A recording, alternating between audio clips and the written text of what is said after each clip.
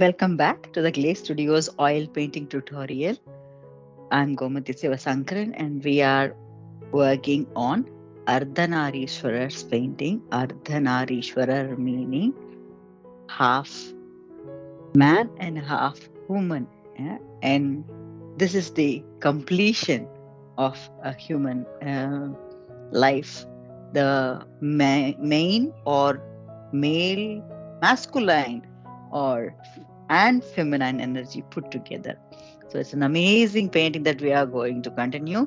And just to recap what we have done so far, we are at the beginning stage of this painting where we selected some complicated references for us to work with. I have everything printed out in front of me, and I think you also did look at this one in great detail with another camera. Today, I have only one camera here, and I will tell you why.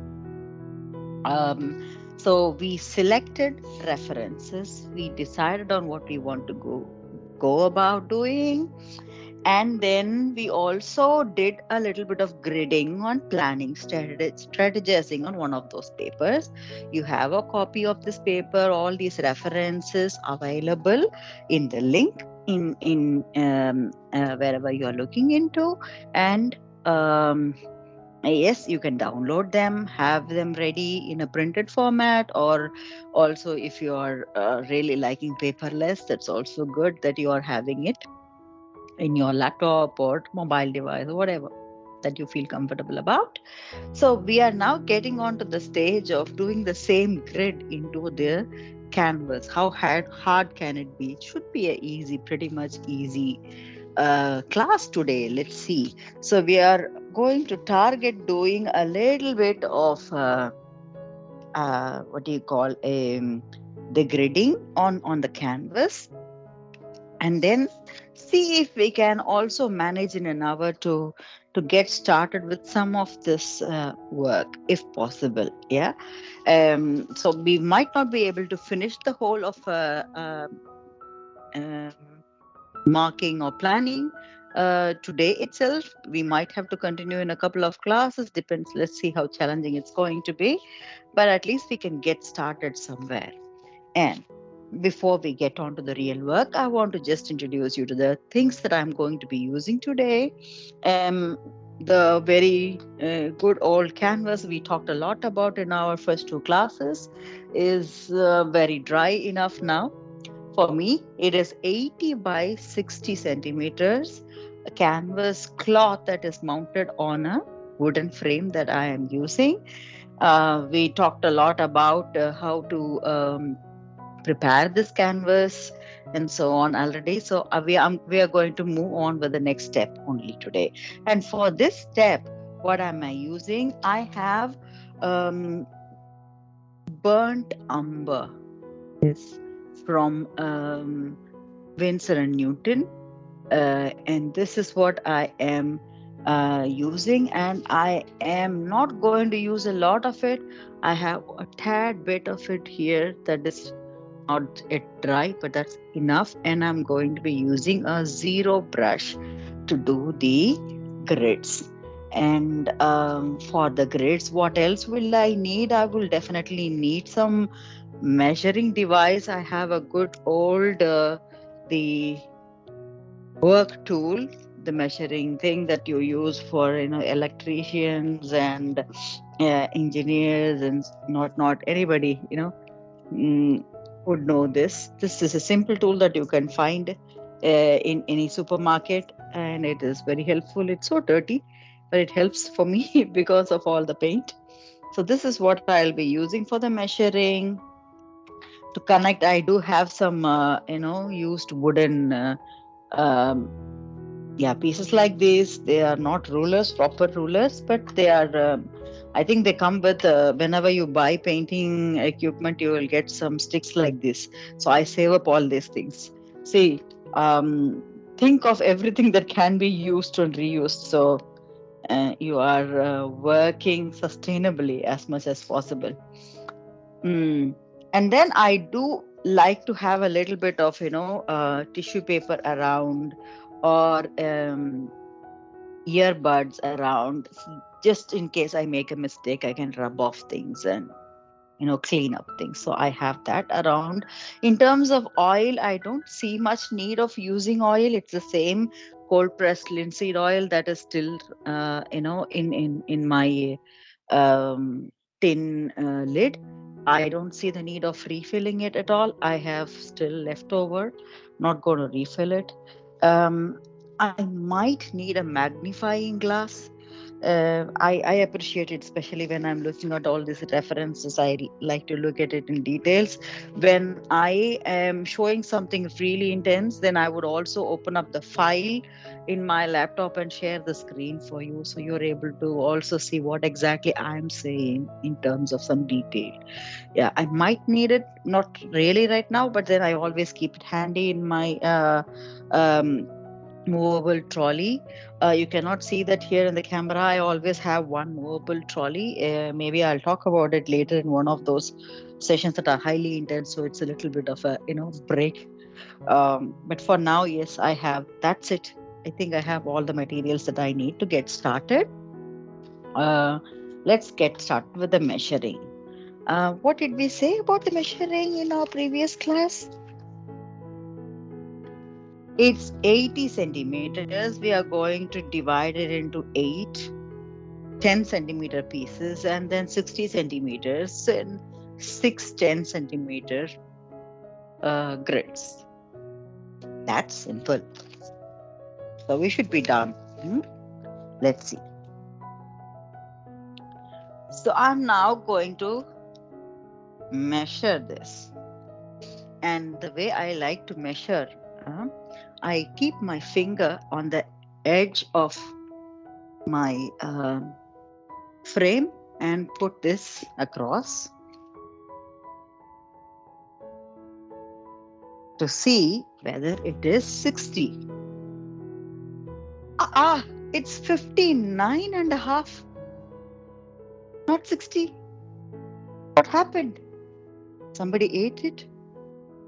And let's see what happens to this height.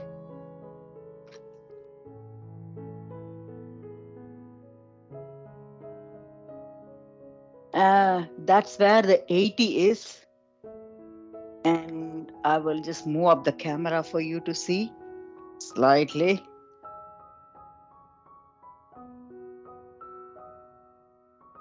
Mm. Yep, good. So let's do this.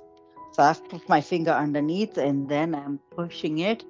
So that's where the 80 is. And you can see my finger is slightly above the brim of this canvas. So I can say it's again 79 and a half.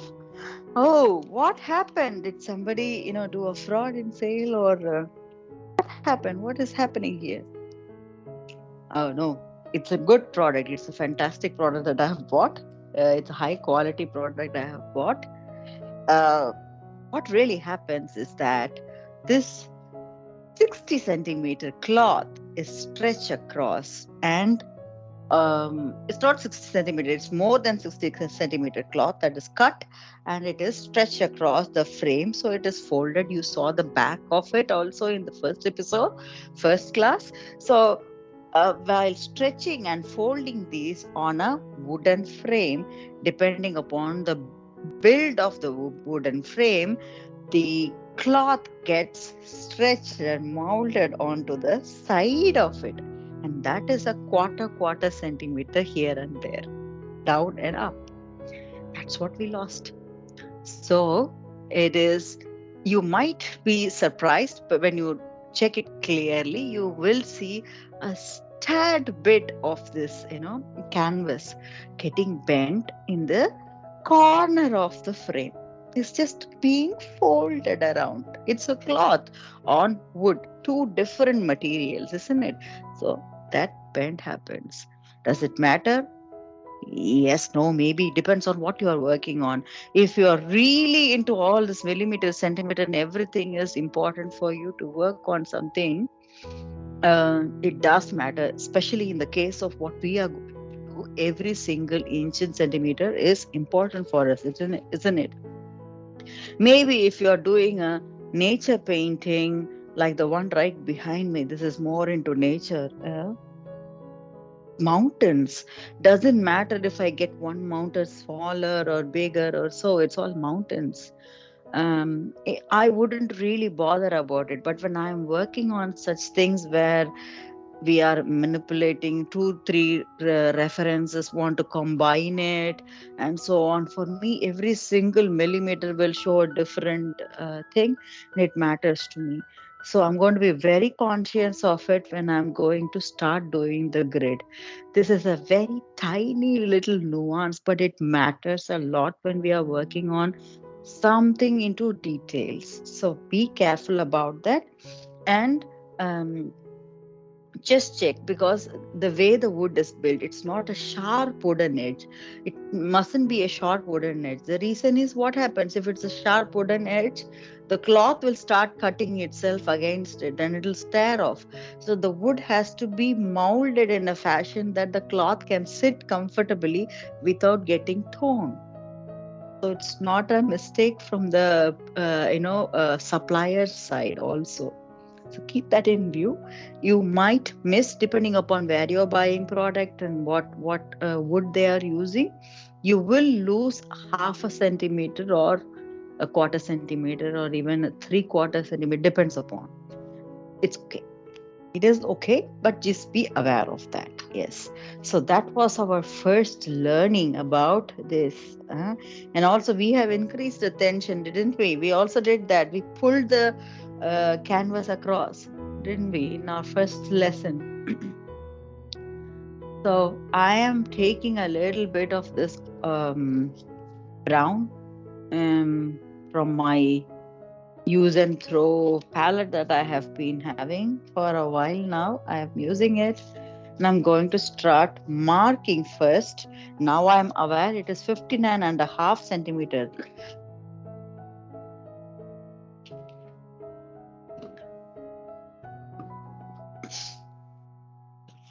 The way I keep this is, I try to move the measuring device in a manner that I'm only losing quarter on both sides. So remember, I kept my finger to that corner. I don't keep my finger. So it's really going to be slightly poking its nose outside. So I will lose a quarter here, but still I will have a decent measure. I'm going to keep it like that. So I'm not losing too much. I'm just, creating that awareness when I mark. Because if I start marking in that order, then I will lose a lot in one side. I want it to be a center. I want the picture to be a center, which means I am aware of the quarter centimeter getting lost on the sides. That's why I kept it like this. So when I keep it like this, then I'm losing the quarter. That is naturally there.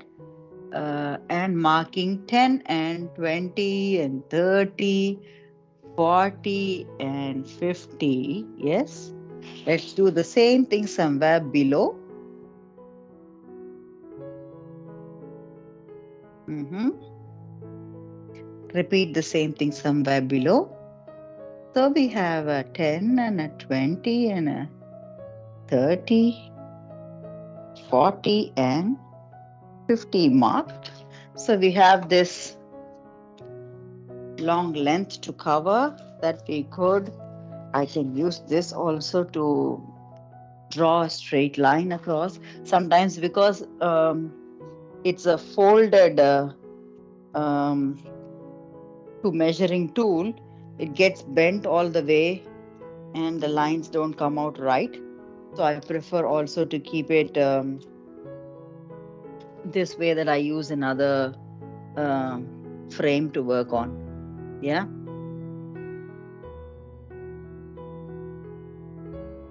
Okay. So I'm going to connect these two dots into the line. So the way you see the line, it is not so clear for you, and I'm wondering why. That is more than enough. uh, just for you to be able to see the grids. Yeah. So don't do it too thick. That's one thing I wanted to talk about. How do you draw the grids? You saw that I am using the paint that I am, working with as the element that I will build the grid with. Yeah. And some people say, oh, I'm not so comfortable drawing straight lines with a paint and a brush. I would like to use a pen or a pencil, which is not wrong per se. What happens is that, remember, it's a lead. When you're using a pencil, it's a lead. What happens with the lead? The lead blends in with the paint, and it might different give a different color that you might not wish to have. So bear that in mind. If you are really particular, you don't want another color that should not be present in the painting at all to appear, then be very sure of not using a ball pen, and something like that that will create another color and flavor. You don't need that. And to how do you erase it? You don't erase it. uh, at one point you will have to hide it.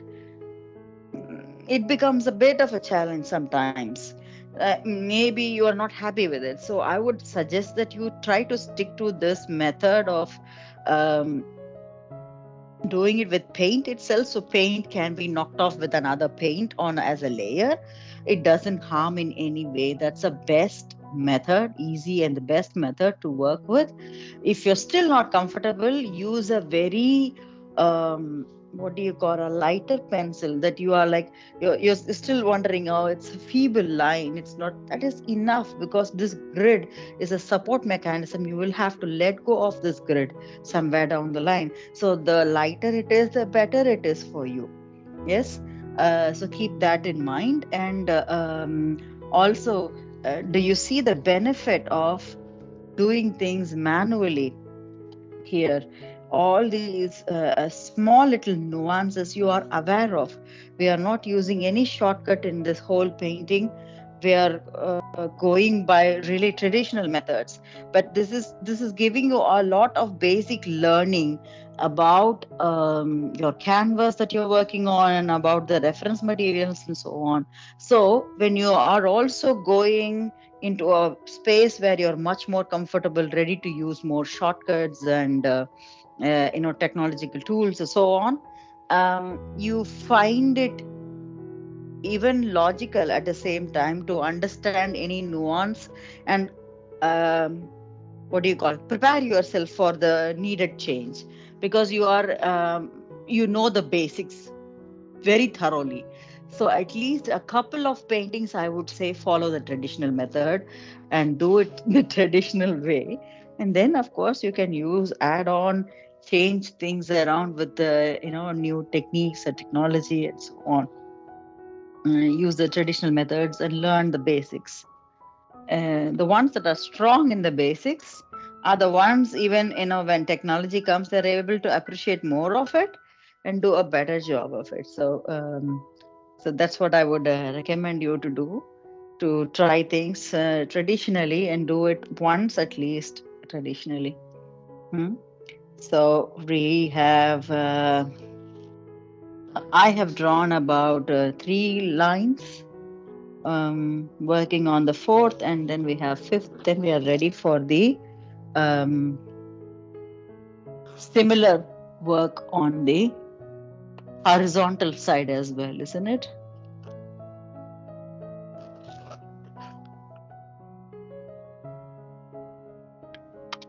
So I'm done with this.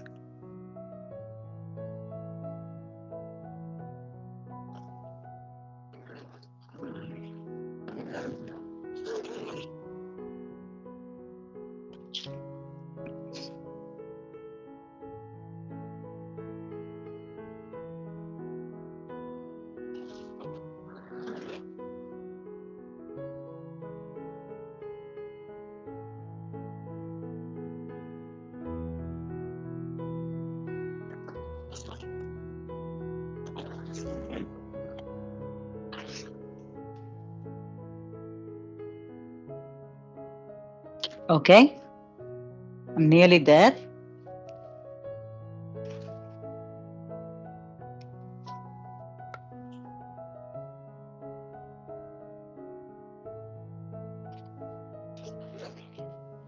Good. So now I'm ready to move this camera, sorry, move this canvas around horizontally.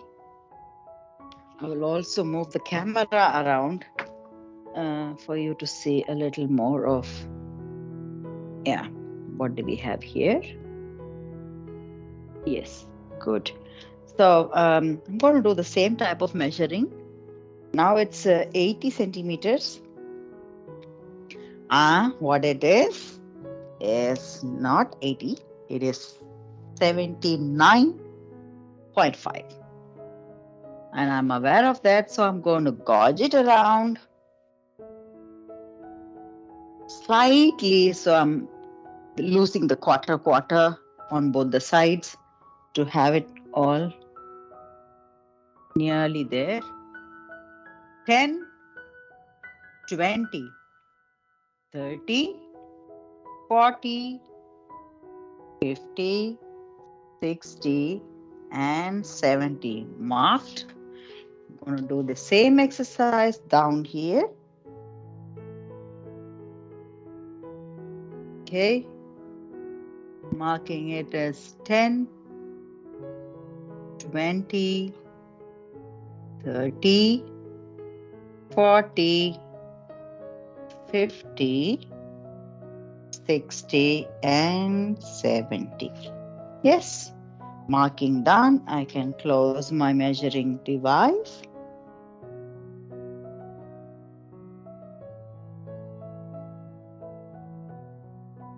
Done. So ready for drawing the grid line. I'll move this slightly across so it's very close to me.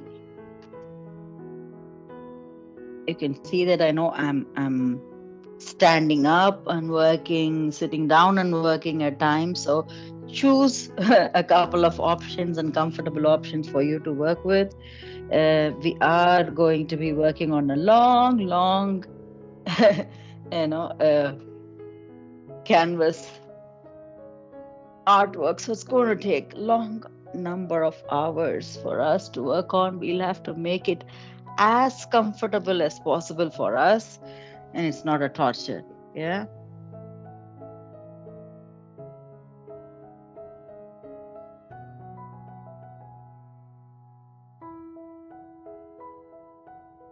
Hmm. Okay, one line down. Second one I'm working on.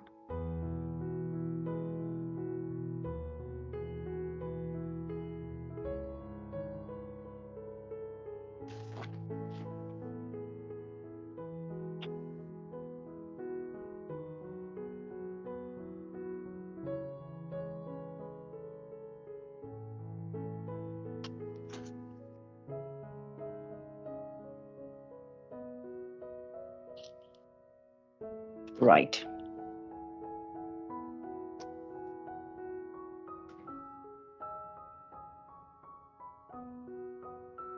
The third.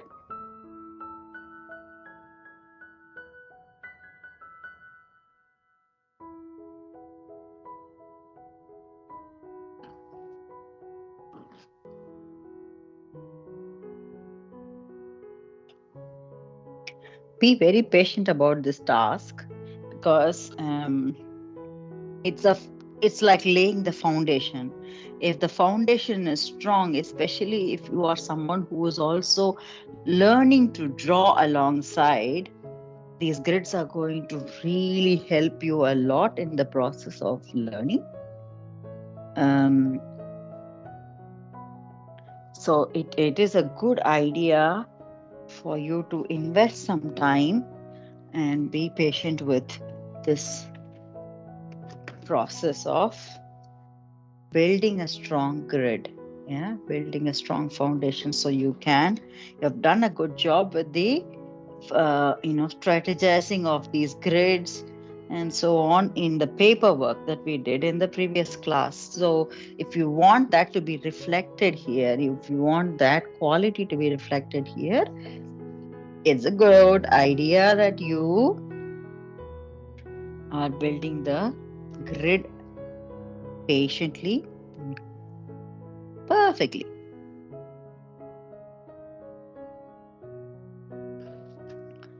So, we have three more lines to work on.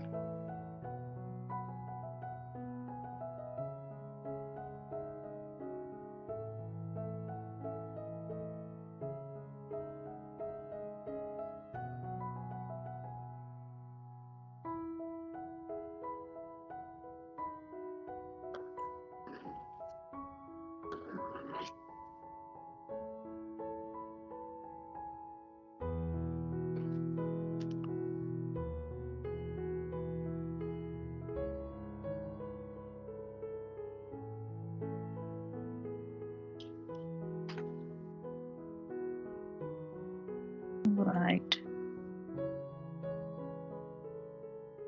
Last two. In case you're faster than me, ahead of me, well and good. You can move on to the next session. In case you're slow and you want some more time, pause this video and take your time to do this. Don't be in a hurry at all. This is a very good investment in time. You will really come to appreciate it when we start working on those details. And don't worry, we will, at any point, be able to hide these lines in all those enormous number of layers that we are going to do. Just make sure that it does not come out too thick that it's turning into another challenge that you're painting and painting on it. I have a style where sometimes, I leave out a little bit of the grid lines to show in my paintings, even when I finalize. That's my style. I just want people to understand how I have worked. So I do leave it out, not deliberately, leaving out completely like this, but then in beneath those layers, one can see in some places that I have some grid lines done. Um, that's just my style of showing how I do, supporting the idea of grids. Yes, because it's always criticized sometimes, that, oh, you need a grid to work on. You do not know how to draw. Not necessarily. Um, Gridding is just making yourself a little more um, perfect in terms of the work. That's it. And it doesn't mean that once you are in a, what do you call, once you're in a expert level, you must never use a grid or something like that. No, not at all. So we are now done with the grids. We are now ready to get started with oh, the actual picture. Mhm. So what are we going to do now? We know that the center line that we drew between C and D. Uh, I'm going to now do another thing before we get started to name these columns. Yes. So this was column A, B. You will see that in the printed material. I have named them A, B, C, D, E, and F. Just writing it there. 1, 2, 3, 4. I'm painting it. 5, 6. Don't worry, everything can be hidden. 7 and 8. You need this support, you take it, no problem. So I have the rows and columns mentioned, so it's a little bit easier for me to communicate with you on what I'm working on. Yes. So it's lightly written. I can always hide it when I need it. So I have done that. And I'm going to think of, where I would like to start. Uh-huh. It's interesting. Remember, we said we are going to work on the face using another picture and not this one. So we have enough challenges. Hmm. Right now, I'm looking at the crown of uh, Shiva and Parvati, and Shiva and Shakti, whatever we want to say. Remember that we also had the Ganga water coming out of his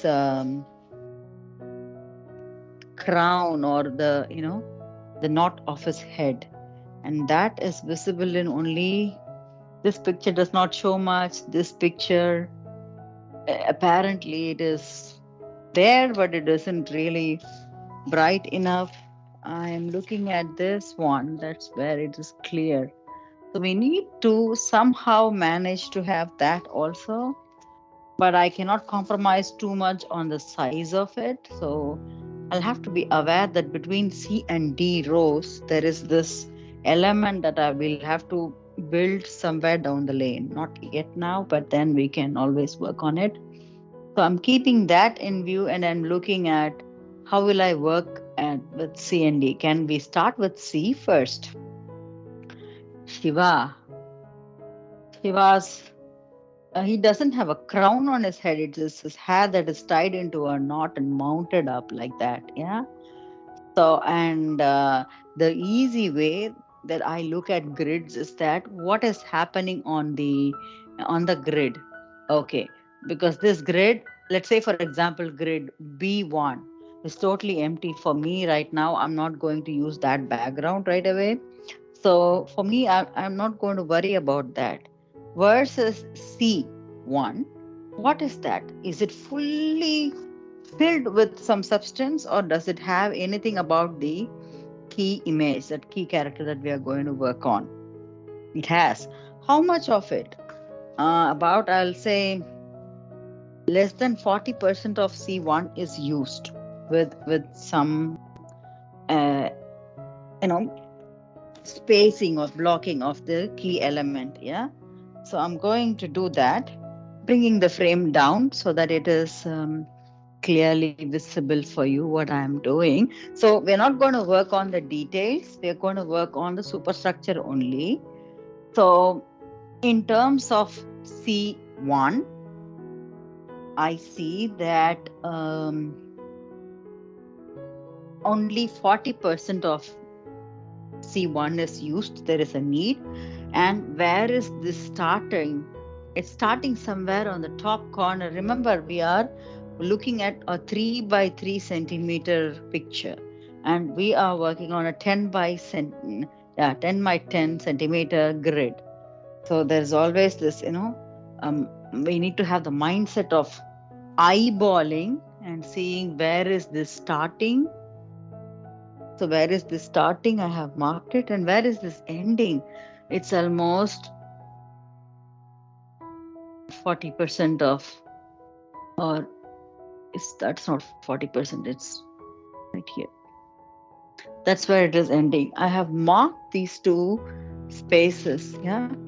I've marked these two spaces, and I'm going to see how that pans out. Yeah.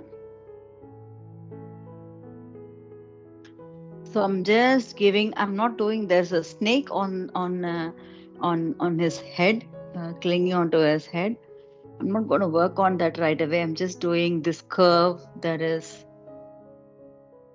bringing bringing me down to the hair on his head like this. That's what I did. Nothing much. And I see that there is a place where your his forehead is beginning, and that is also here. Remember, we are going to rework on the face, so I'm not going to go into any detail in the face. I'll just make the space for the face and not work on any of the details. So I have marked it. Now I'm coming to B1. where I see the crown that she's wearing, uh, the better half or the equal half of Shiva, Sati, or Shakti, Parvati, however you want to title her, power, energy. So it's a very similar cut, isn't it? Can we say very similar cut? So that's where we start. That is perfect. And I want to gauge and put the the end line here, or maybe should it be slightly away? Here I'm just gauging and seeing. It looks okay to me, so I'm going to connect it. When I connect, I remember that this is also having some curves. There are some details on the crown which I'm not going to work on right now, and but then I have the um, curve, and then this side of the hair and the face. Yes. Okay. Are we done? Is this a good size? I would say yes and no. It's good enough, but it can be slightly better. I can see when I gauge it, I could see that it could be slightly away like this and over here as well. So it gives a little more space, slightly a tad bit. Then you get a little more space with the face as well, which we might not need. Let's see, but then we can think about it a little later. Right now, I don't want to work on the detail on the face as I talked about it earlier. I'm just going to, okay, for the sake of the camera, I think it's better I take a little more of the brown so it's slightly darker. I wouldn't do it. I would want it to be a lighter color so it's easier for me to rub off and so on. But I'm going to do it deliberately so that it is easier for you to see what I'm doing. But otherwise, I would suggest that you do not do a darker color because it's easier for you to rub off with a tissue paper or something. So I'm doing it with a darker tonality just so that you can see better clearly what I'm doing here.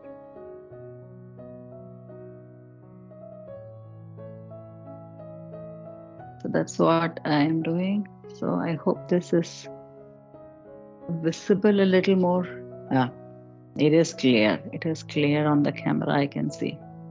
Yes. So, and I would appreciate having a clip, like paper clip like this around to hold on to this paper by my side so I'm not having to hold it in my hand all the time. Um, all right. So the face again, where is it ending? The center line, where is it ending? The chin. Um, it's about 3/4 of this grid line, somewhere over here. And I want to do only the outer detail, not the inner detail. Yeah. I'm going to leave it like that and not work on the inner detail. Okay, so what else is there on this C2? The C2, we have left the space for the face, not going to work on the detail. I'm just going to mark the neck as well of Shakti here because it comes close to the grid line here. And Shiva's neckline, one cannot see much because of his ear ring, but still I would mark it like this and bring it down somewhere over here. We have something going on in C and D3, which is Which is a very important element. We will come to that shortly. Yeah, coming to that. I'm just marking a circle like a, neck, but there is something very important there, isn't it? So we'll come to that shortly. So what is there on C2? Can we mark the ear? Now, I would really prefer that we do the eyeline marking and then the lip line marking. But for that, I think we will go back to the other picture. So without that, if you are doing the ear, just be cautious. Let's say that we might have to rework on the ear, okay? Once we are working on the face. But I can at least mark the overall place where I can see the ear. On the right, I would also do the similar thing here. Cannot see the most of it due to the jewelry, but I have marked it. Okay. I'm the one in trouble because I'm marking it all really thick. You guys are smarter than me, so do it in a lighter color so it's easier for you to rub off. I'm doing this earring, yeah. His earring is looking like a crescent. Hmm, marking that here. And her earring, so it's not getting into detail, but just marking the space of it, blocking the space of it. So I'm just going to, not getting into a detail of it, but I'm just doing something like this. So that's her earring. I don't know the detail, but let's just leave it at that. What else is there in two? Two has got a very important character, this snake. And also there's a small snake up there. And I'm just thinking, should I? Because in some of the paintings, you see the second snake, some of them you don't, or you see it very thin. I think it gives a good meaning to do. Yeah, one of those doesn't have it. I want to give importance to the snake. Um, so I want to give only one snake here on his neck that is tied around his neck. Um, for those who are um, really not aware of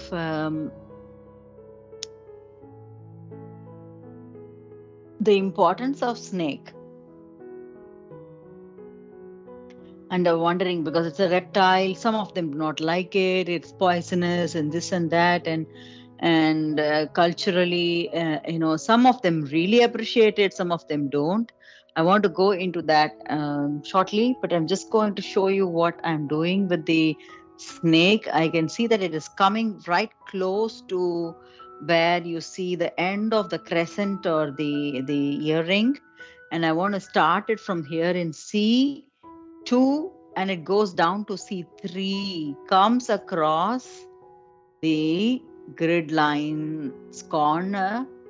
So I want to place it here, doing that like this, and then seeing where its hood is nice and beautiful coming out here. What does a snake refer to? In some of those traditions, I think in Middle Eastern traditions, um, also in Indian culture, snake means knowledge, wisdom. Um, Much more.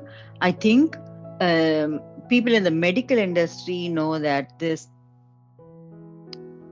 symbol of the medical industry, in so many symbols, you will see those two snakes coiling around. So it is wisdom. It's also in yogic tradition when the two snakes are intertwined. We are talking about Ida and Pingala, the nadis, or the breathing elements and so on. So it has a very deeper meaning. So those who are like worried, oh, I have to draw a snake here, should I? uh, feel really blessed, proud about this. So I'm just leaving that space for this hood, not going into the detail again, because that helps me do a little more on the C2 area. What is there? His hair locks. He has matted hair.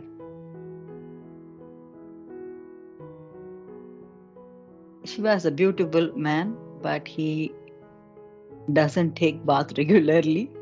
At least that's what I have learned.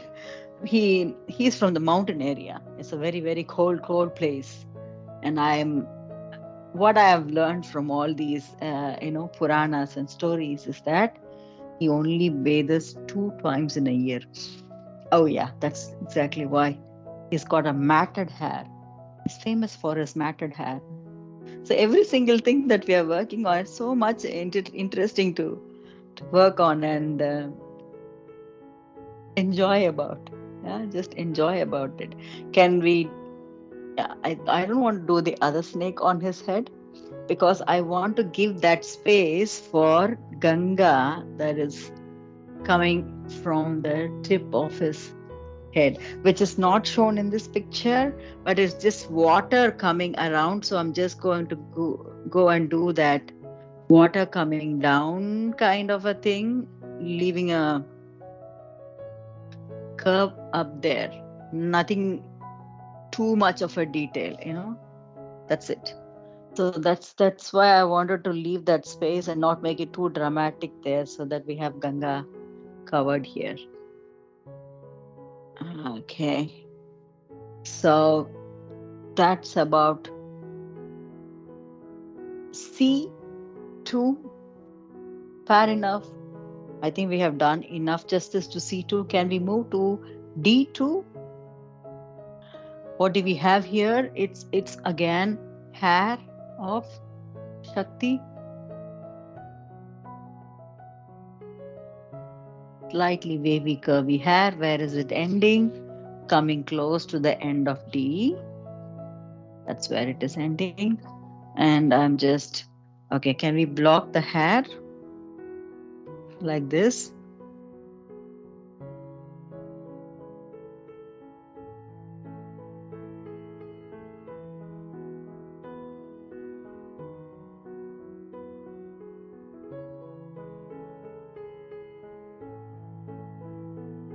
I'm going to block his hair here as well in C1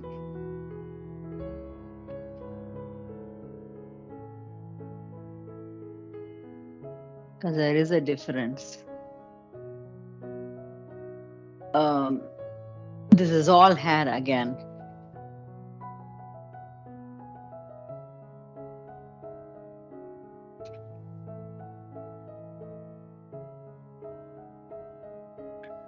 Okay, let's see how we are doing with the time. Fair enough. And let me block her hair as well. But while blocking here, I'm aware that she's got a crown, so it's not equal to this kind of blocking that we did here. We're going to mark slightly here and leave the space up empty because that's a crown. And here I can do a little bit of blocking around the earring so that we can see that it's a hair. Okay. So I want to do a little bit on the neck and close to the neckline, the space where there is, you can see half of it is actually the snake coiling around Shiva's neck. Mhm. And in here we have Shakti's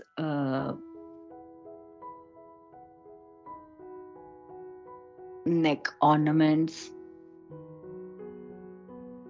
Yeah.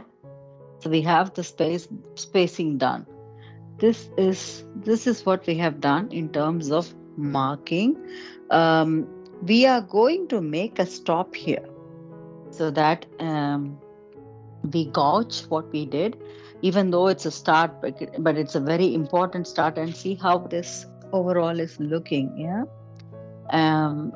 And if you aren't convinced, you can rework on it at this stage, and then we will continue in the next class with the overall frame. Yeah. Once we are done with the overall frame and needed changes, then we will go back to the face details with another picture. So let's summarize what we did today.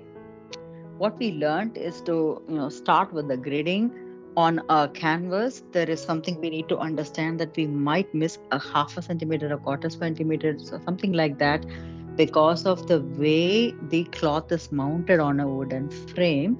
So we need to be really aware of how we are drawing the grid. It's not important if you are doing something generic like a nature painting, where it doesn't matter whether a mountain or a tree is so big or small, or the expanse of the land is so big or small. Maybe it wouldn't matter too much that you are losing a half or a quarter centimeter here and there. But in case of a detailed work like this one, where especially we have multiple references, every millimeter matters. That's exactly what we talked about when we did the measures and measured it accordingly, graded accordingly. Grading it manually also helps. We understood how we could do all these things because we did it manually, everything manually.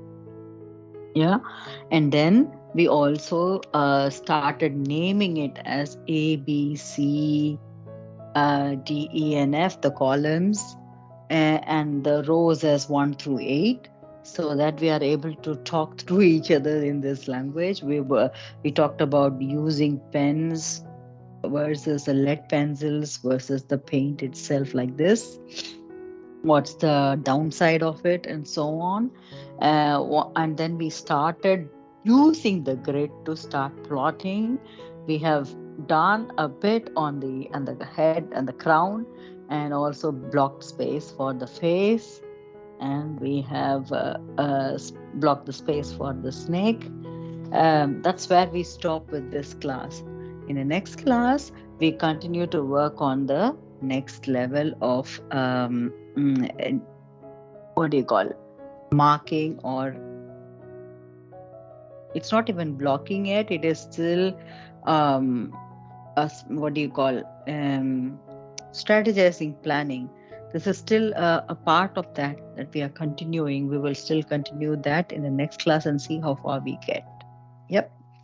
Thank you very much for listening in and patiently trying to do this. This is a very good exercise that we are going to be doing. It's a complicated painting. I'm aware of it, because it's not just uh, a man or a woman. It is a man and woman put together. That's one challenge here. Plus, we have so many elements like animals. We already did one today. We are going to do a lion and also a cow by the side. And then we have quite a bit to cover. It is going to be challenging, but take it as a learning experience and stay with it to the end. Um, I'm sure there is going to be an amazing learning experience coming up for both of us here. And in case you have any questions at this point, it's very, very good that you are writing to us. Remember to write to us at support@theclaystudio.dk, and also leave a comment or on anything, in case you feel that there are some questions you have in mind that's not been answered at all. Please do raise it up, so it gives me an opportunity for me um, to to identify the answer and respond to you. In case even I do not know the answer, it's also good that I learned from this question and share the answer with you. Yes. Thank you very much. Have a nice evening. Let's see in the next class. Bye bye.